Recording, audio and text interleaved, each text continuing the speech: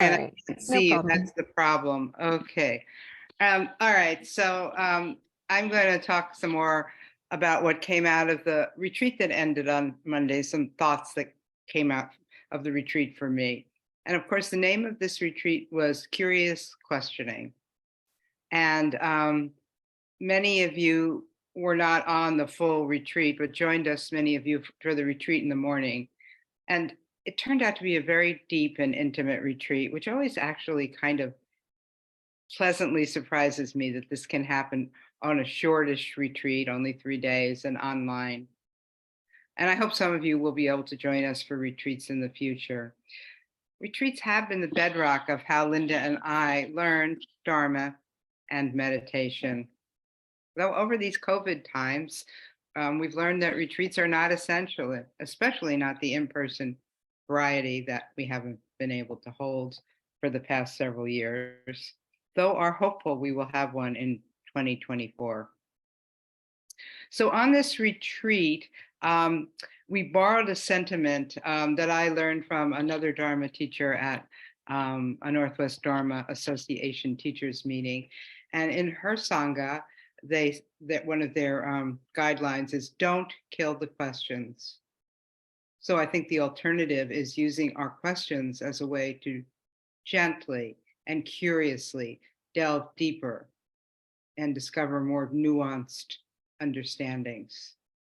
And for most questions, maybe all, I'm not sure, there's not one definitive, always true answer, but it's especially the case for existential questions.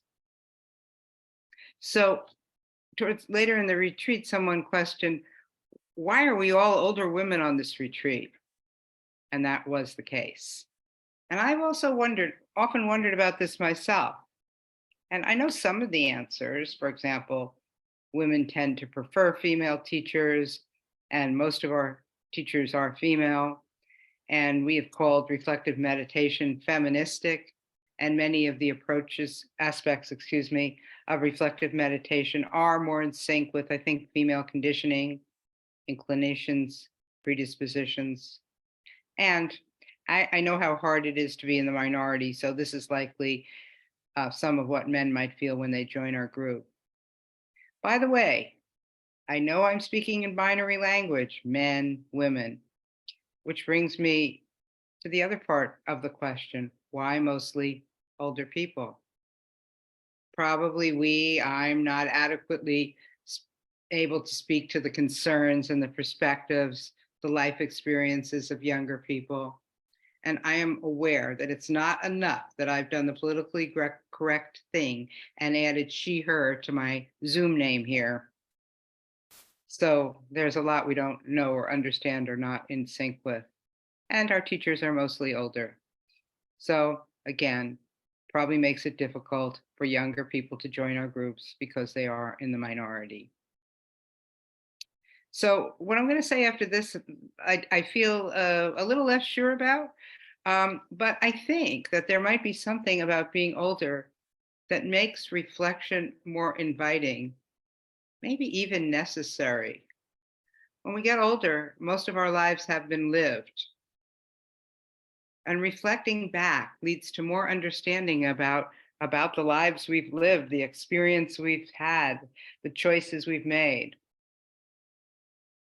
And I think at best, I think reflecting back honors the lives we've lived and hopefully helps us make some peace with some of the life decisions we've made that have gone astray. Of course, our lives aren't over yet. We wouldn't be here on Daily Online if our lives were over. That's obvious. But here we are living, and perhaps reflection makes it more necessary or maybe even more urgent because we don't know we have that much of our life left.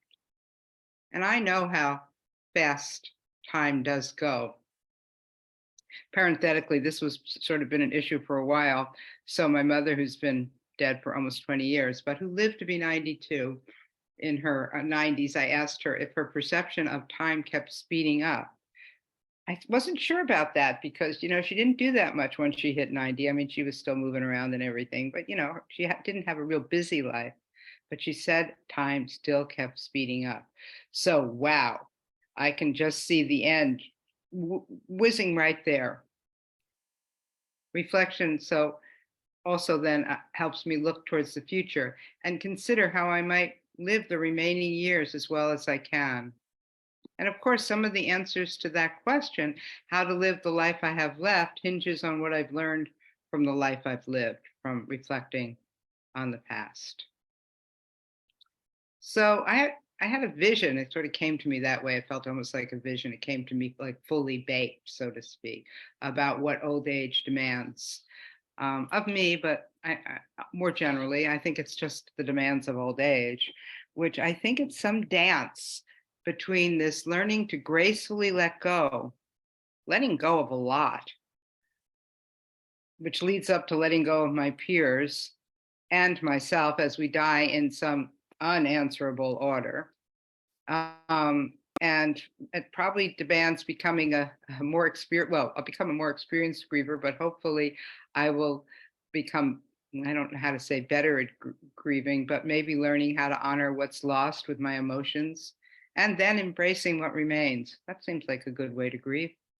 So the vision of this like, this dance between learning to gracefully let go and then also, being able to have as much joy and goodness in this life that I do have. And I sort of saw it like a seesaw back in that it needs to sort of be balanced. So, and I hope this is true for me, that the benefits you reap from meditation, from Dharma, and from our Sangha are part of what gives you joy and goodness. But there's so much more to this question. The original question that I started with, which is why are there mostly older women who come to these to our sangha? But that there's more to discern. That's the good news. That when we don't kill the questions, we learn more. We become less ignorant.